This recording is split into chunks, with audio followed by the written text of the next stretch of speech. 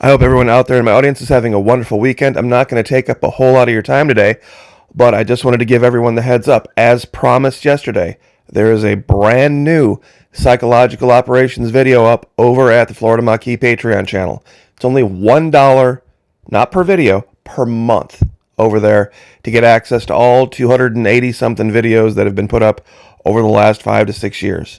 Would really love your support. This video you're definitely going to want to see because it's something that has to do with the military that they've known for a long time. Something changed back in the 90s, and they knew then what's going on now would eventually occur. They didn't know the time frame. It's happened a lot faster for them than they thought it would, and they're trying to play catch up. But the reality is, I don't think they're ever going to have a solution for it. They know something's coming that they're not going to be able to handle in a traditional sense. The way the military is organized right now, it is designed to handle 20th century threats, and we are a quarter of the way through the 21st century already almost. It's kind of hard to believe.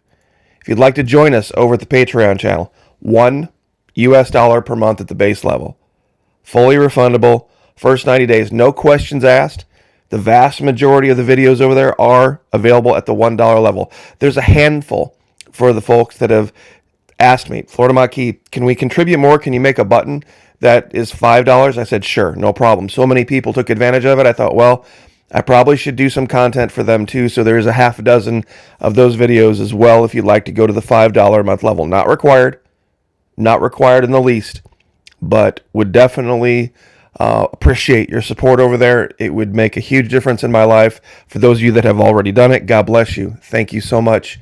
I really appreciate it. We're going to try to dovetail with it today and kind of steer people in that direction. But of course, partnering with Vimeo over at the Patreon channel, we can take the gloves off. We don't have to worry about R-rated or NC-17. We can talk like adults, like we used to be able to. Here, of course, we have to keep everything PG-13. So, once again, 2 minutes, 23 seconds in, let's get to today's video. Now, I'm sure a lot of you are looking at this and going, Florida Maquis, that looks delicious. It's chocolate lava cake. Looks like it's still warm in the way they presented it. It's absolutely wonderful. Why do I care? Are you going to give us a recipe for it? Well, no. But what do we know about chocolate? We know that women appreciate chocolate in a very different way than men do.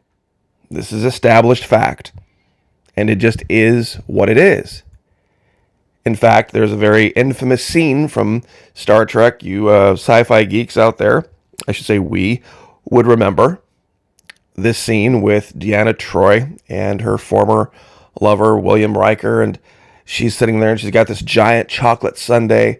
And it's got chocolate fudge and chocolate chips. And she goes through this whole slow, kind of sensuous description of how she would go about eating each particular bite. It was a very specific thing that applies just to biological women.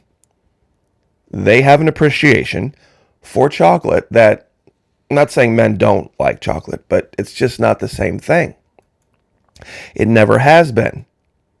In fact, they've documented this. There's all sorts of different health benefits that apply to both men and women. But at the base level, there's an appreciation for chocolate in a way that men will never probably understand. And that's perfectly fine. It contains something called phenylethylamine. I hope I got that right. I probably pronounced it wrong, but it contains this substance that gives you the same ecstatic feeling as when people are in the early stages of attraction to one another. And it's primarily in women. Now, here's the psyops on this. Ladies, let's say, hypothetically, you walked in accidentally on your son, giant air quotes there, son, and he was perusing some magazine or looking at something on a tablet that wouldn't be your first choice for educational materials. Let's use our imagination there. And he was attempting to do so in private. And you had this conversation with him about that type of activity, or you try to, wouldn't it just be a smart thing for you just to give him a big, juicy piece of chocolate lava cake? Wouldn't that solve the problem? We know kids love chocolate. And like most women have told us, that it has this replacement level of enjoyment for that particular activity. Now, that's kind of silly, isn't it? You see, to you and me as adults, that would be a very silly way of trying to deal with the problem, or with the issue, perhaps, is a better way to put it. Because number one, even though kids enjoy chocolate, they don't enjoy chocolate for the same reason that adults do, primarily women. Kid would he'd be confused as to why he was getting a big piece of chocolate cake, but it's not the same thing, even though it is the same thing. Do women enjoy chocolate? Yes. Do kids enjoy chocolate? Yes. For entirely different reasons. And there would be no way, if you walked in on your quote-unquote son, here, I'm trying to use the image to the left to try to avoid the censors here. If you caught him in that particular state, he would never be able to equate whether it was an Oreo cookie or whether it was any other type of chocolate with the appreciation for the periodical or whatever he was watching, even though you could. You see, that's why it doesn't work for couples.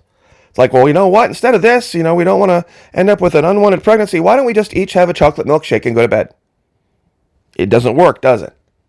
Because it's not the same thing. This is kind of an older picture, but I thought it was kind of funny, so that's why I included it. Because chocolate can't get you... There's all sorts of tropes about this. What's going on? It's called false equivalence.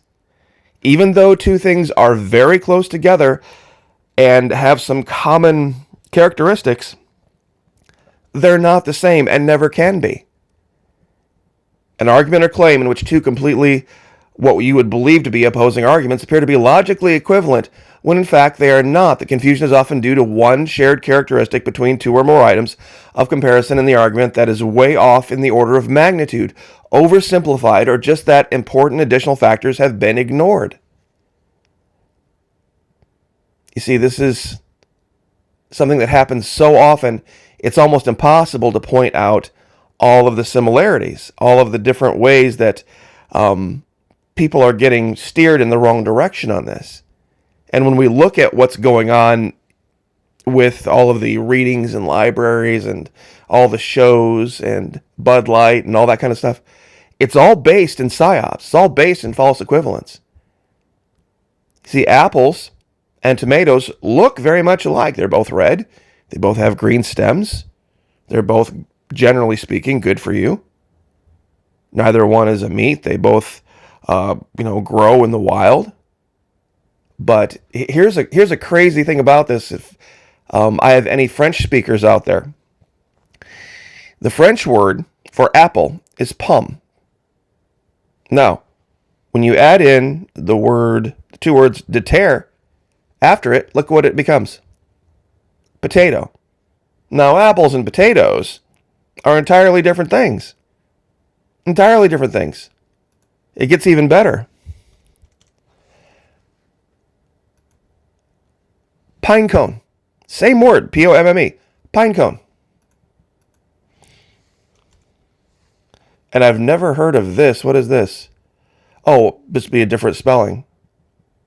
Pine cone. So, false equivalence. That's why you would never do this. Even though you would entirely confuse the kid. Chocolate, while for a woman is a replacement for certain things, even for a man it wouldn't be. Full-grown man. Because unless guys, help me out. Help me out down in the comments. Are there any guys out there that you know of, or you, that thinks chocolate is as good as, you know what? I've never met a guy that has ever said that. A lot of women.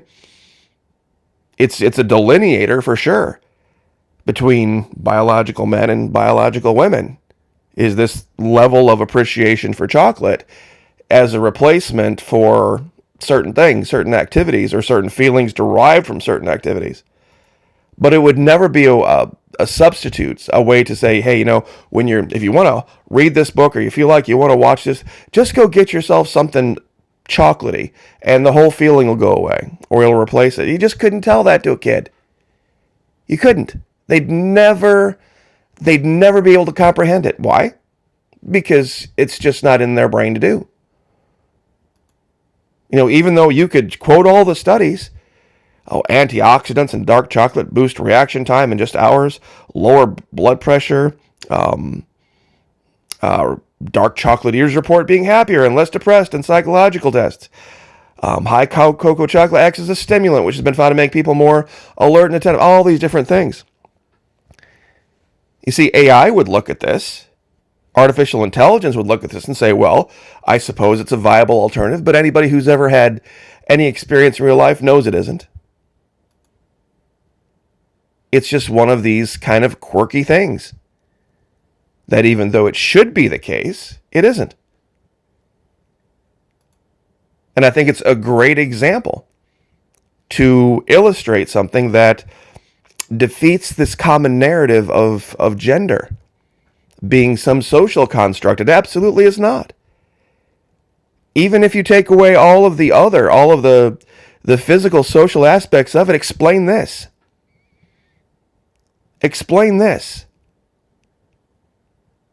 If there's a guy, maybe I'm wrong, but in my whole life, 53-year life, I have never met a guy that ever expressed to me that chocolate was so good that it rose to the level of being anything like, what. However, the vast majority of women that I've met have put it on par with that. So, just saying, something to think about, and it's one of those differences that I don't think the left will have an answer for. So, anyway, thank you. I didn't want to waste a whole lot of your time today, but I thought sharing that might be another tool in your toolkit, so to speak. So, would love to have you over Patreon. God bless all of you who've already been there.